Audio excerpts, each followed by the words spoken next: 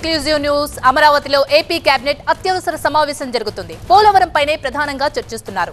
Project తాజా అంచనాలు, diaphragm wall స్థితిగతులపై cabinet లో కీలక సమీక్ష జరుగుతోంది. ఇటీవలే కేంద్ర బడ్జెట్ లో పోలవరం ప్రాజెక్ట్ పూర్తి చేయడానికి సాయం చేస్తామని కేంద్రం ప్రకటించింది. ఏపీ అభివృద్ధికి కట్టుబడి ఉన్నామని కేంద్ర ఆర్థిక మంత్రి నిర్మలా సీతారామన్ ప్రకటించారు. ఈ ఆర్థిక సంవత్సరంలోనే సాయం ప్రకటిస్తామని తెలిపారు. అవసరాన్ని బట్టి అదనపు నిధులు కేటాయిస్తామన్నారు. ఈ క్రమంలోనే పోలవరం ప్రాజెక్టుపై మంత్రివర్గ సమావేశంలో చర్చిస్తున్నారు. మరోవైపు రేపు సీఎం చంద్రబాబు ఢిల్లీకి వెళ్లనున్నారు. కేంద్ర మంత్రులతోనూ భేటీ కానున్నారు. ఈ క్రమంలో సెంట్రల్ మినిస్టర్స్ తో చర్చించాల్సిన అంశాలపైన సీఎం చంద్రబాబు కేబినెట్ లో చర్చిస్తున్నట్టు తెలుస్తోంది. ఇదే అంశానికి సంబంధించి మరింత సమాచారాన్ని మా ప్రతి ఈశ్వర్ అందిస్తారు. ఈశ్వర్, అమరావతిలో ఏపీ కేబినెట్ అత్యవసర సమావేశంలో పోలవరంతో పాటు ఏ అంశాలు చర్చిస్తున్నారు? ఎప్పటి వరకు ఈ కేబినెట్ సమావేశం జరగబోతుంది? మరోవైపు రేపు సీఎం ఢిల్లీ వెళ్తున్నట్టు తెలుస్తోంది. షెడ్యూల్ ఏంటి?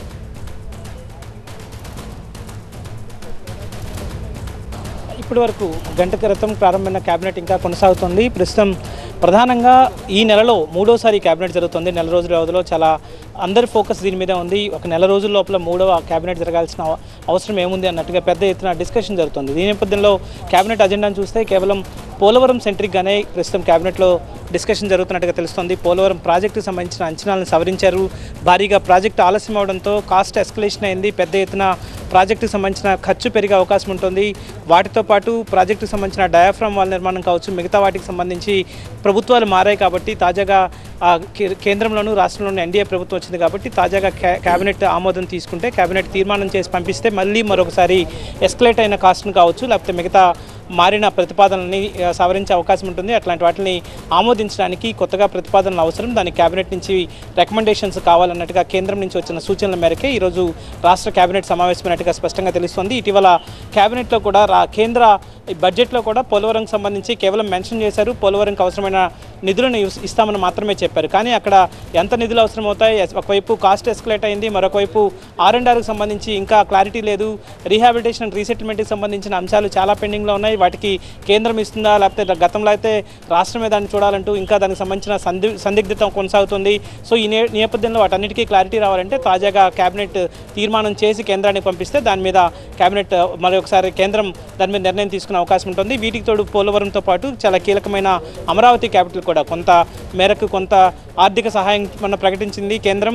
సో దీనికి ధన్యవాదాలు చెప్పే తీర్మానంతో పాటు ఇంకా అమరావతికి మరికొన్ని కొత్త ప్రాజెక్టులు ఈఐపీ కింద వచ్చే ప్రాజెక్ట్స్ కావచ్చు, మిగతా ప్రాజెక్టులకు సంబంధించి అవసరాలను గుర్తించి వాటికి సంబంధించి కూడా కేబినెట్ ఒక తీర్మానం చేసి కేంద్రానికి ఇచ్చే అవకాశం ఉంది. మరొకవైపు ఎల్లుండి ఢిల్లీలో జీఎస్టీకి సంబంధించిన గవర్నింగ్ కౌన్సిల్ సమావేశం జరగబోతోంది. దీంట్లో అన్ని రాష్ట్రాల చీఫ్ మినిస్టర్స్ అటెండ్ కాబోతున్నారు. ఈ నేపథ్యంలో దానికి సంబంధించిన ప్రతిపాదనలకు సంబంధించి కూడా కేబినెట్తో డిస్కస్ చేసి ముఖ్యమంత్రి ఆ ప్రతిపాదనలు కూడా కేంద్రానికి తీసుకెళ్లే అవకాశం ఉంటుంది. అలాగే వీటితో పాటు మరికొంత అజెండా ఉంది. రాష్ట్రానికి సంబంధించిన మత్స్యకారులకు సంబంధించి జీవో నెంబర్ 217కి సంబంధించిన ఒక జీవోని రిపీల్ చేస్తూ నిన్న బిల్లు ఒకటి ప్రవేశపెట్టారు అసెంబ్లీలో.